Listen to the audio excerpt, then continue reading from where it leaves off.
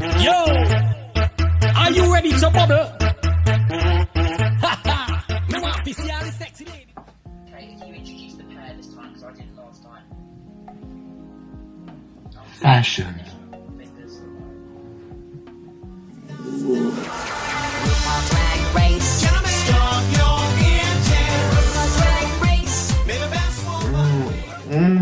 Expensive with my £4 wine. Hello everybody and welcome back to the Family Shambles YouTube channel. Now this is going to be a review of episode 3 of RuPaul's Drag Race season 2. However, we're mixing things up a little bit, but before we get into that, I'm Gale Force and today I'm joined by... Bailey Bubbles. What a stay. Now, let me tell you about what we're going to do. It's an awful lot of work to do a review, and if people don't want to watch us for 20 minutes, that's absolutely fine. So what we're going to do, condense it down and do our own version of Toot or Boot. But because we are the Family Shambles, we are going for Glam or Sham. What are you thinking, Bailey? What can I say? It's not about the length these days, it's all about the girth. Now, without further ado, let's get into it. So this week the queens have partnered up and they have been both given identical boxes. They need to make their best looks out of it, and we're going to see how they've done with their seamstress skills. It is season 2 of Drag Race UK, season 13 in America. Everyone knows you need to know how to sew by now, right? So our first pairing with the colour black is Tace and Ahura, and first up on the runway is Tace. Okay, here's what I think. Although Tace is professed not to really know how to sew, I think this is exactly how you go about it when you don't know how to sew. Deconstruct it a little bit, make everything over the top, stick it together with safety pins. Very punk. Yeah, no, I completely agree. I love a deconstructed look. I absolutely love it to pieces. I would have to say the only thing that kind of let me down are the horns. Like, I do love a good horn, I'm a horny bloke, but at the end of the day she did, like Michelle said, use the same kind of horns on her head in episode 1. We're on episode 3. Like, I was just like, bitch, mix it up. Yeah, it's a little bit too soon, isn't it? This is only the 3rd episode, you've brought out this statement wig twice, and in reality, this isn't the first time that we've seen you in an oversized jacket. She's fierce, but is she 2 notes? But for this look itself, it's got to be a glam. Yeah, 100%. Glam from me. And then the second person with a box, we've got Sharon Needles. Ahura. It was beautiful. Apart from those boots, I didn't like how they just appeared. Oh no, dear, I can't say anything because have you seen me? I look like an utter mess. But those boots were not my cup of tea, a coffee. See what you did there. But again, overall, it was a beautiful look, beautifully constructed. It's got to be a glam. Yeah, it wasn't my favourite, but I'll give it to you. It was definitely a glam. So, double glam. Who do you think was the winner here? They gave it to Ahura. Do you agree? Now, no. Even though Ahura was 100% constructed and it was like off the rack fashion, I just love the edginess, and I'm a punk rock bitch anyway, so anything punk rock like kind of speaks to me through Morse code.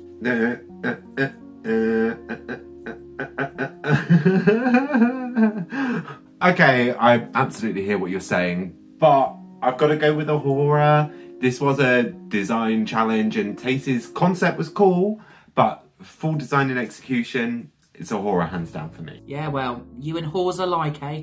Right, next up, we move on to the pink box with Ginny and Sister.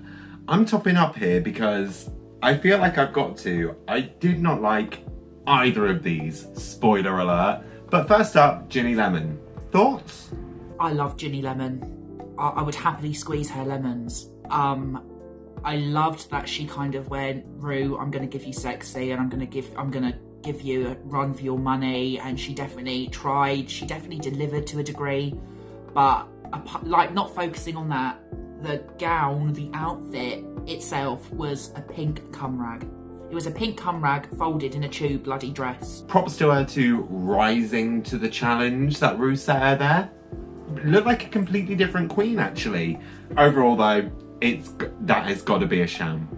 Yeah, I love Ginny Lemon, I really do, but I have to agree with you. It was a bloody sham. It was a shambles of a dress. Shame, but it is what it is. And then we go to the other person with the pink box. Oh, Sister. I'm going to say what I think first. I don't get it.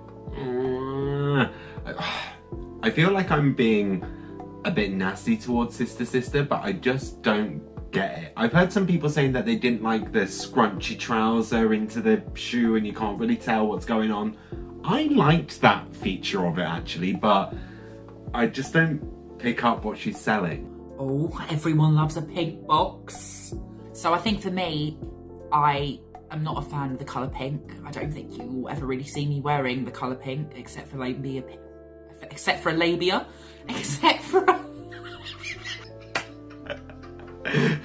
all those labia I wear. I quite like the trousers and the long arms. I hated that kind of circle glittery chest shit that she put on, and from the neck upwards it was a complete mess personally. I'm all down for like experimenting with your face, and I'm down with pink and blue at the same time, but the hands weren't painted. Well, maybe she was giving out handies before she went on the stage and it kind of rubbed off. But I think if you can't be bothered to paint your hands blue, then just use blue gloves. Like, there's ways around it, and hands are one of the easiest parts of your body to cover, so... Exactly, just whack a glove on, or have beautiful nails like mine. Ooh. But overall, sham. So, girl, out of the two lovely pink boxes, who would you have chosen to win? Now, I don't like either of them, but the choice is clear here. Sister is the winner. So next up we have two lovely green boxes, Michelle Visage's favourite colour, and we have Tia Coffee and Veronica Green. Let's start off with Veronica Green. What were your thoughts, my dear? Okay, right, I need to say this. In the review of the first episode, I was quite anti-Veronica. I didn't approve. However, I eat my words completely. Not only was she amazing last week, this sewing challenge, she sewed the house down. It's hemmed, it's lined tastefully. It's a complex garment. It's beautiful. She looks amazing. Yeah, no, I completely agree. I've seen loads of people going, it was a bit of fabric, but I don't think they realised that it was hemmed, it was lined, and you could easily see that presented.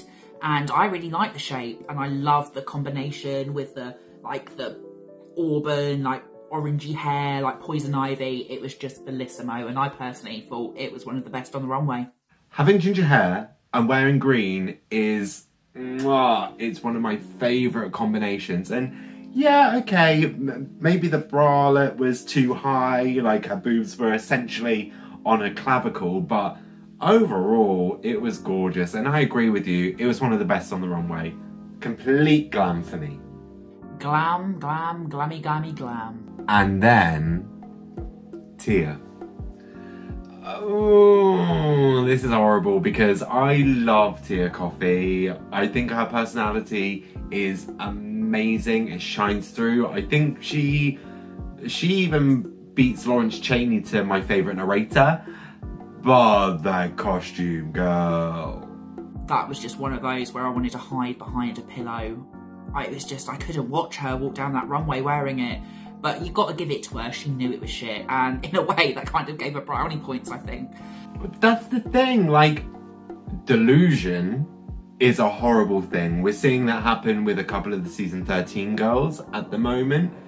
Being delusional doesn't help you whatsoever. Tia's very realistic about what she says. Hang on. Let's say exactly what she says. I am serving an adequate dress that's made out of material that is on my body. She wasn't lying. But overall, I do have to say, and it breaks my heart, just like Ginny Lemon, it was a bloody shambles. Yeah, it was a sham. But I do want to say this. That dress is better than the reveal dress that she paid somebody to make. So, my dear, I'm sure I know who you're going to say, and I'm sure we're going to agree, but who do you reckon should have won? Alexis Michelle. Oh my gosh, you read my mind. No, it's Veronica. Come on, it's Veronica. Oh, why so blue? We have Team Astina and Bimini with the blue box, and first up we have Astina. Personally, I thought the outfit was fine, but I think what she thought she was serving and what she actually delivered were two different things. It was a great concept. I liked the idea, and she tried to sell it on the runway. Props to her. But it was just a bit basic, wasn't it? Like basic Baroness. Yeah, I heard what she was saying. She was trying to go for this more anime style, and I saw what she was trying. I saw like widening under the eyes. I got like the schoolgirl silhouette, but it looked like it was an ice dancing costume. It didn't look Sailor Moon. Where were the huge eyes? Yeah, I agree. And for me, this look kind of gave me blue balls, and it's gonna have to be a sham. Yeah, I think it's a sham too. Like it was cute, but it's Next. Well, next is Bimini. Now, Bimini, I was not expecting this whatsoever. I thought this was so classy, vampy, demure. I thought it was beautiful. Yeah, so what she kind of delivered and the whole overall look, I loved. I was in love with. Like you said, vampire, sultry, woman of the night. It was great. I think the overall impact of it was theatrical. It was full, bringing in that fabric to come down the face a little bit. The makeup, beautiful as well. But yeah, overall, that's got to be a glam for me.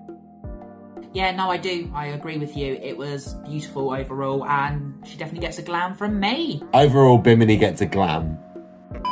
Seems like it's clear cut. Who's your winner? RuPaul. RuPaul, the winner. Well done, everyone. Fuck off home. That's exactly it. No, I completely agree. Bimini Bon Boulash deserved that win, and I'm glad she got it. Way to go, Bimini. So, last but not least, we have the gold team with Lawrence Cheney and Ellie Diamond. First up, Lawrence Cheney. The more that I looked here, the more I was like, hang on a second. This is a full-blown gown. It's very well constructed. It's classic. I've actually got nothing bad to say about it. I have to say though, one thing about the whole look that I detested was those white eyebrows. Well, that's the thing. She's made her eyebrows white, makes her look even older. That's the eyebrows of a 70-year-old. Even though they really, really pissed me off, the overall look for me is a glam. Glam for me too. Well done, Lawrence. So, last but definitely not least, we have Ellie Diamond from Dundee. Right. I've been waiting for this one, and I've been thinking for a while about what I'm going to say, because her inspiration was Marie Antoinette. Where was the quintessential Marie Antoinette? You're in a leotard. Where is the, what's it called, a crinoline? Where's the caging? Where's the huge hips? They're nowhere. Fine, I see you've gone for it in the hair, and you've got lots of nice ruffling. It ain't Marie Antoinette, love. I remember Crystal last season did that gorgeous construction with those massive hips, which were very like Marie Antoinette period, and I lived for it. It wasn't a diamond look for me. It was more like copper or bronze. Look, it wasn't my favourite either, and I've gone on about her enough. The construction was good. Like, I have to glam it because it's good, but I'm just very disappointed. It wasn't my favourite, but it's a very soft glam, maybe, because the construction was good. So, finally, who do you reckon should have won? Was it Lawrence Cheney or or Ellie Diamond. I agree with the judges. Lawrence was the winner of that one. Yeah, completely agree. I think from first glance, Ellie Diamond's looked amazing. It was sparkly, it had loads of stuff on it. It was like, whoa! But when you kind of get down to the basics and the fact it was a construction challenge, Lawrence Cheney for the win, 100%. So that takes us to the end of the runways, and the judges decide that the winner is Lawrence Cheney. Personally, I would have gone Veronica Green. What do you think? Quite a few of them could have won. I don't think there was one that was like a standout. But I am a Lawrence Cheney fan, and her dress was really good and constructed well. So, do you know what? Yeah, Lawrence Cheney deserved it. Good on her. And then, sadly, the bottom two of the episode are Tia Kofi and Estina Mandela. And the lip sync commences. The lip sync bloody finishes. And in the end, Tia Kofi stays and Estina Mandela sadly sachets away. Do you reckon that was the right decision from watching the lip sync girl, or? Well, I didn't think she should have been in the bottom two. I think Ginny should have been there instead. But Tia did win the lip sync. She was very unexpected. I thought Estina was going to be anybody in that lineup. But ultimately, Tia made Rue laugh. That's the secret. So there we go. That is the end of the review of episode 3. We hope that you liked this new format. Let us know what you thought in the comments down below. Remember to like, subscribe, share us to all of your friends. I've been Gale Force. I've been Bailey Bubbles. And we will see you next time. Bye. Always use a condom.